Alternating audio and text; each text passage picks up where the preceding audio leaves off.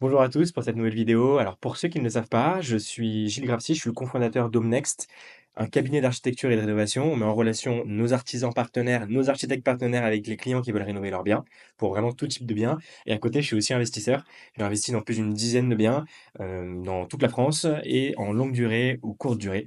Donc je peux donner des petits conseils aussi souvent dans mes vidéos, dans tout ce qui est lié à l'investissement. Mais aujourd'hui, on va parler vraiment d'architecture, de rénovation et surtout de la visite d'un bien immobilier. C'est vraiment très, très, très important parce que c'est durant la première visite que tout se fait. C'est aussi durant la première visite que la négo va pouvoir, se jouer et qu'il va falloir avoir les bons arguments pour bien négocier son prix d'achat. Surtout plus les arguments, sont tangibles, mieux, vous allez pouvoir vous en sortir dans cette, négociation. Donc alors pour la première visite, d'un bien immobilier, d'un point de vue architecture et travaux et rénovation, il y a 3 choses à savoir. C'est pourquoi ça va être important de pouvoir vraiment s'y connaître en travaux et d'être bien accompagné sur cette partie-là. Donc ça va être déjà pour éviter tous les surcoûts imprévus. Il faut savoir que si jamais vous achetez un appart, vous savez ou un immeuble ou une maison, que ce soit pour un investissement locatif ou une résidence principale, vous savez pas forcément ce que vous allez pouvoir trouver derrière. Il faut savoir que vous allez d'abord avoir la première couche que vous avez, et je compare ça souvent à un oignon. Un appartement, vous avez la toute première couche de l'oignon que vous pouvez voir à l'œil nu. Donc ça, c'est des trucs un peu basiques, hein. Vous allez voir juste, l'état un peu du sol, des murs. Ah, faut mettre un petit coup de peinture. Là, il va falloir juste déplacer un petit peu la chambre, faut changer quelque chose. Ça, c'est le commun des mortels qui peut le voir, il y aura aucun problème et même l'agent immobilier sera là pour vous le dire. Ce qui va être intéressant, c'est de pouvoir voir, ce que les autres ne voient pas. Ce que l'agent immobilier ne va pas, pouvoir vous souffler dans l'oreille et c'est notamment, tous les problèmes qui sont peut-être soit structurels, liés à l'immeuble, vraiment sur les fondations ou quoi que ce soit liés à la plomberie, soit liés par exemple à l'humidité, ça peut être vraiment plein de choses qui vont être cachées dans l'appartement et qu'il va falloir déceler. Et ça va venir avec l'expérience et les connaissances. C'est forcément ça. Et donc, il faut savoir que si vous ne voyez pas ces éléments-là, toutes les couches inférieures, intérieures de l'oignon, on va dire, vous pouvez vous retrouver à payer très, très, très cher et à vous en vouloir vraiment toute votre vie parce que c'est un achat immobilier, je le redis souvent, on n'achète pas une baguette de pain, il faut y réfléchir, il faut faire attention à tout ça. Ensuite, ça va être la rentabilité, ou le confort. Le fait de le voir à l'avance, ça vous permet aussi de faire les bons choix, en termes d'agencement et en termes d'optimisation de l'appartement ou de la maison ou de l'immeuble. Ça vous permet vraiment derrière d'avoir soit une meilleure rentabilité si c'est un investissement locatif, soit d'avoir, un meilleur confort quand c'est une résidence principale si vous voulez y vivre. De pouvoir construire une chambre, par exemple, pour un enfant, ou de pouvoir, aménager les combles. Et de l'autre côté, ça va être de pouvoir vraiment optimiser l'espace et créer par exemple, je sais pas, 4 couchages alors qu'il y en avait déjà 2 dans l'appartement. Et après, ça, j'arrête pas de vous le dire, mais c'est le point principal. Mais vraiment, je le mets en first. C'est le tout premier, c'est le stress. Ça va vraiment vous enlever toute une partie de stress et d'énergie. Et encore une fois, on pense au temps, à l'énergie, à l'argent. Il faut vraiment faire attention à tout ça.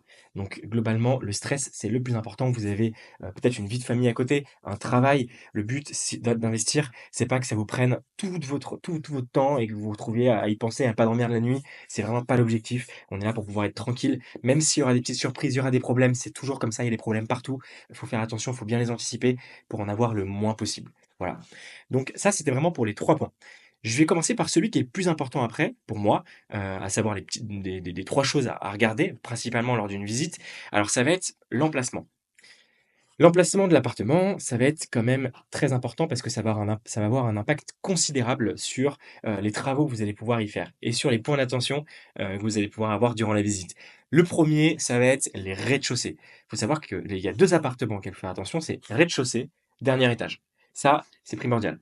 Ça veut pas dire que c'est de la merde ou que c'est nul. Moi, j'ai acheté des rez-de-chaussée, j'ai acheté des derniers étages, et aujourd'hui, ils sont très rentables, c'est très, très bien, je suis très content.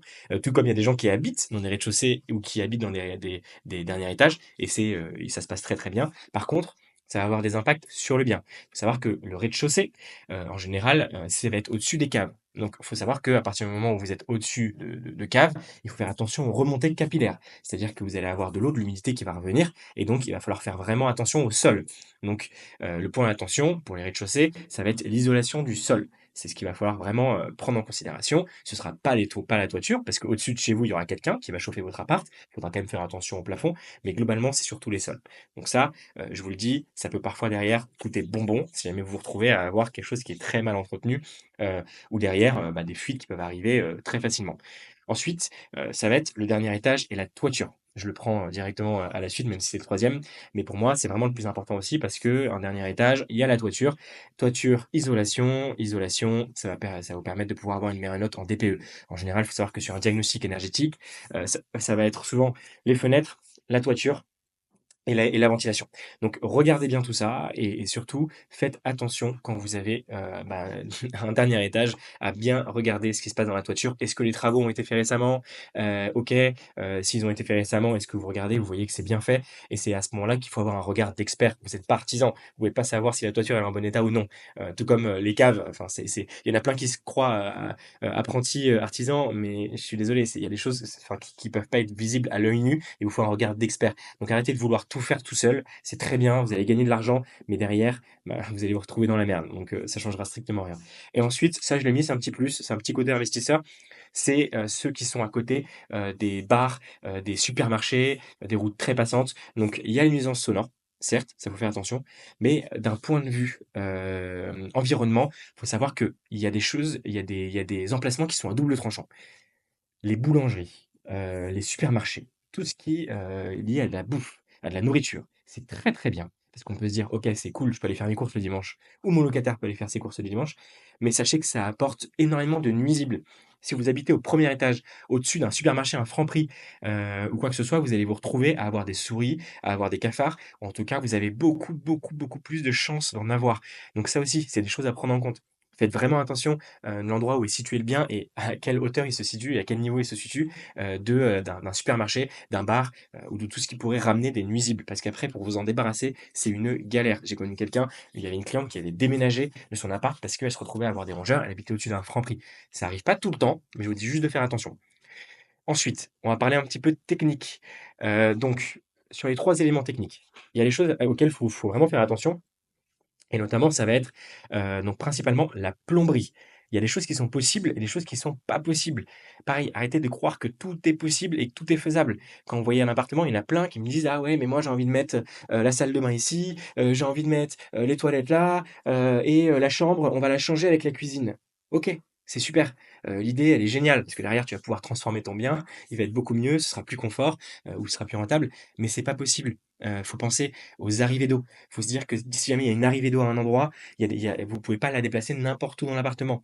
Si jamais vous voulez la déplacer n'importe où dans l'appartement, c'est super, ça peut être faisable. Mais derrière, ça peut être dégueulasse parce qu'il faut pouvoir faire passer, toutes les arrivées d'eau et cetera. Donc il faut une certaine, épaisseur, de mur, il faut pouvoir, bien cacher ça pour pas que ce soit, immonde et surtout derrière, ça va coûter plus cher. Donc plus vous changez, l'agencement des pièces, et que vous faites de l'aménagement dans un appart, plus ça vous coûte cher sur le devis. Ça, c'est normal. Il y en a plein qui arrivent, qui veulent tout faire. À la fin, ils se retrouvent à avoir un devis salé et ils enlèvent la plupart des choses auxquelles ils pensaient.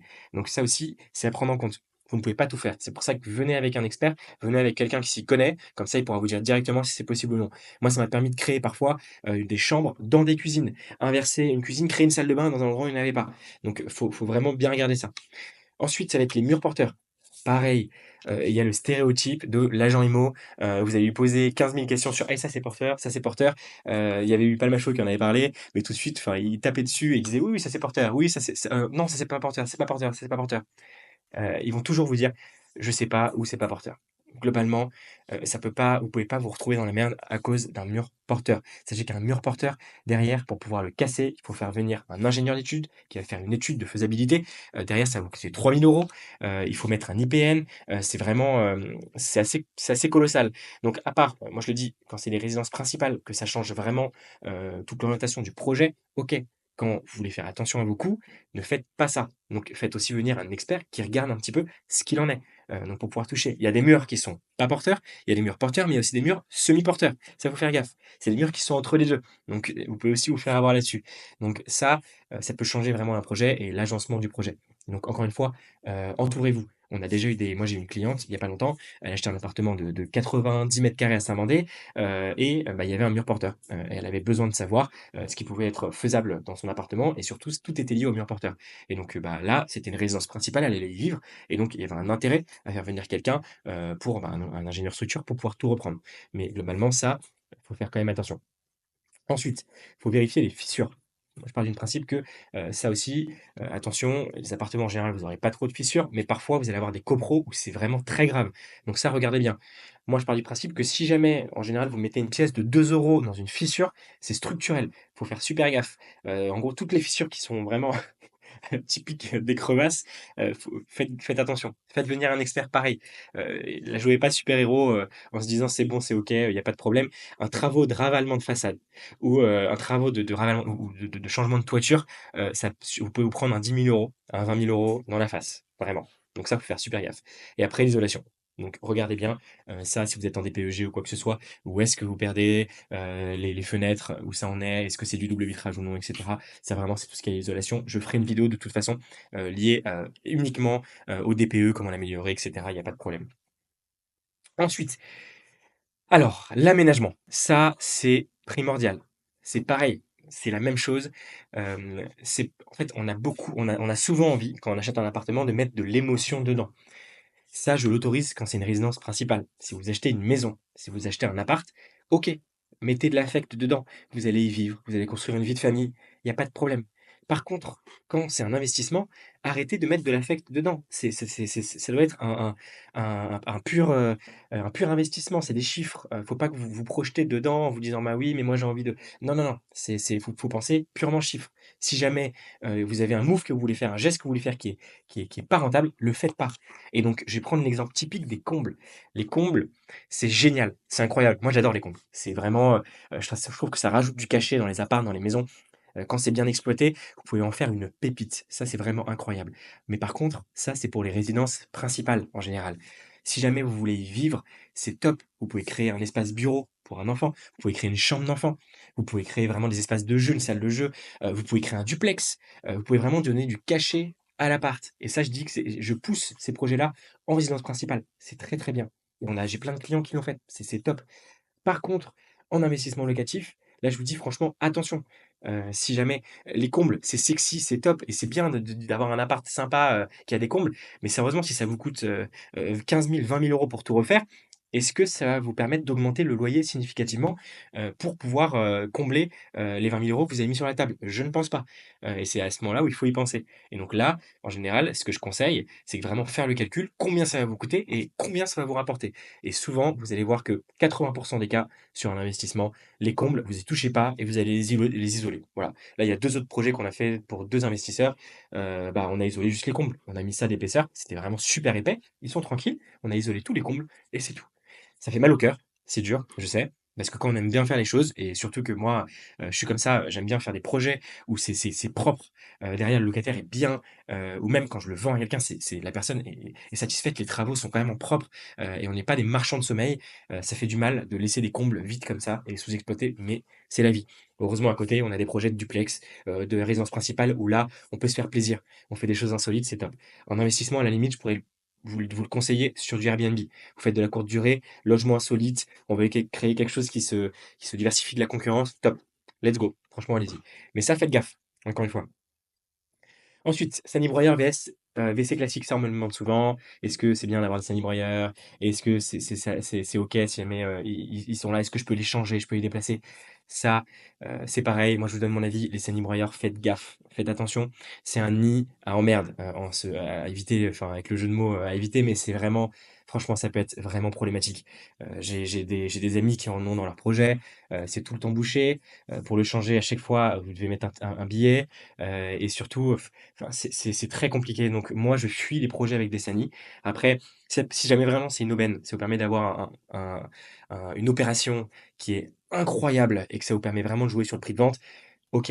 Il y a aussi des moyens parfois, il y a un SANI et c'est possible de pouvoir l'enlever et de changer l'agencement et de pouvoir juste l'enlever et mettre des WC classiques. Il faut comprendre pourquoi il y a un SANI qui a été mis. Est-ce que c'est vraiment parce que c'était impossible d'avoir des WC classiques? On ne sait jamais.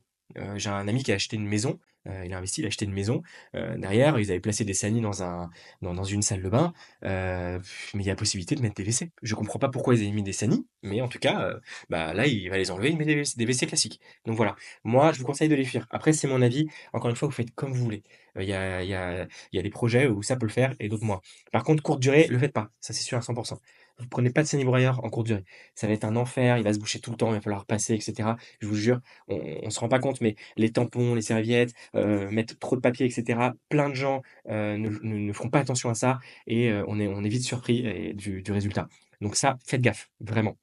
Et ensuite, l'optimisation des espaces et des rangements, ça c'est pareil, pendant la visite, il faut déjà avoir ce regard-là. C'est pour ça que, moi je conseille d'avoir une archi et un artisan. C'est aussi que l'archi va avoir un regard sur l'optimisation. Pendant une visite, parfois il y a un projet, vous voyez qu'il n'est pas intéressant, vous vous dites: «Il y a pas de potentiel» parce que vous n'arrivez pas à vous projeter. Vous n'arrivez pas à vous dire: «Tiens, le bien, là, j'arrive pas à voir comment je peux réussir à créer un T2». Ça, l'archi, elle est là pour ça. Quand vous n'avez pas trop d'expérience, c'est comme ça au début. Après, vous aurez un peu plus l'œil, affûté, mais quand vous n'arrivez pas à vous projeter, vous pouvez passer à côté d'affaires qui sont incroyables. Moi, j'ai créé des T2 dans des surfaces qui étaient petites et franchement, les gens sont bien. J'ai que des, aujourd'hui, il est à 4,8 sur 5, j'ai que des bons commentaires, alors que c'est un T2 dans une petite surface. C'était un 19,5, 19,5 m², mais c'est bien agencé parce que je fais du sur-mesure. Je vraiment, j'exploite le moins de centimètres. Vaut mieux avoir un 20 m² qui est exploité avec du sur-mesure, mais vraiment, au millimètre près, qu'un 30 m² ou un 35 m² qui est mal exploité. J'ai déjà visité des 35 m², des 40 m², c'était tellement mal agencé qu'on se sentait à l'étroit à l'intérieur et que je me sentais beaucoup plus à l'étroit que dans un appart que j'avais qui faisait 20. Donc ça aussi, c'est vraiment primordial, faites-le. Faites-vous aussi accompagner à ce niveau-là. Je prêche pas pour ma paroisse, Home Next ou quoi, je m'en fiche, que ce soit avec nous ou avec quelqu'un d'autre. Faites-vous accompagner vraiment là-dessus parce que vous allez pouvoir, économiser derrière. Si vous mettez c'est vraiment un actif, vous mettez de l'argent, mais derrière l'optimisation va faire que ça va créer un effet coup de cœur et surtout, si jamais c'est une résidence principale, vous allez vous y sentir bien. Le but, c'est d'être bien dans son appart. C'est pas de se retrouver à l'étroit et pas pouvoir inviter 4 potes, pour prendre pour faire un apéro et faire un dîner. Voilà. Donc c'était vraiment les 3 points principaux pour moi, qu'il faut prendre en considération durant une visite. Donc faites attention, faites-vous accompagner, vraiment prenez soit un archi, soit, un artisan. J'en reparlerai sur comment, sélectionner des archis, comment sélectionner des artisans, comment sélectionner des devis, ce qu'il faut voir dans les devis et cetera. Voilà, je vais essayer de faire un mix entre, des présentations, un peu liées à l'invest et d'autres présentations qui sont vraiment liées purs travaux, visites. Je vais essayer vraiment de vous donner le maximum de valeur ajoutée pour que toutes les erreurs que j'ai pu, avoir sur tous mes achats, et toute mon expérience précédente, bah, ça se répercute pas sur vous et que vous ayez pas ces erreurs-là par la suite. En tout cas, voilà, donc encore une fois, la visite, c'est primordial, c'est important, faites attention. L'agent immobilier, encore une fois, même s'il est très gentil, il est très sympa, je veux pas les dénigrer, il y a des agents immobiliers qui sont vraiment très compétents, très professionnels, il y en a aussi qui ne le sont pas. Donc faites vraiment attention avec ce qu'ils vont vous dire. Les travaux, ce ne sont pas des artisans, donc ils pourront pas vous dire combien ça va coûter en termes de travaux, ce qu'il y aura à faire et dans quel état est le bien. Donc voilà, c'est vous avez juste à regarder dans une annonce, un état qui est un bien qui est délabré, ils vont écrire un bien dans son jus. Donc pour moi, à partir du moment où il y a quelqu'un qui a écrit dans son jus, alors que le bien est délabré, ça veut tout dire. Donc voilà. Donc quand vous visitez ça, checkez bien, je vous donnerai aussi ma checklist. J'ai une checklist, il y a des choses à bien avoir et cetera dans les prochaines vidéos. Voilà, prenez soin de vous, faites gaffe, faites pas n'importe quoi, dans tout ce qui est lié aux travaux et encore une fois, faites-vous accompagner et hésitez pas à mettre cette vidéo dans vos favoris, l'enregistrer, à vous abonner, à mettre un like. Enfin, franchement, c'est ce qui me donne de la force et ce qui me donne envie de continuer et de fournir du contenu gratuit. Pour l'instant, toutes mes vidéos sont gratuites. J'essaie vraiment de vous donner le maximum de valeur ajoutée. Et si vous avez aussi des questions, si vous avez des sujets à aborder, n'hésitez pas, mettez-les en commentaire et je vais essayer de faire des vidéos à ce sujet pour pouvoir vous aider sans problème. Et je vous dis à bientôt.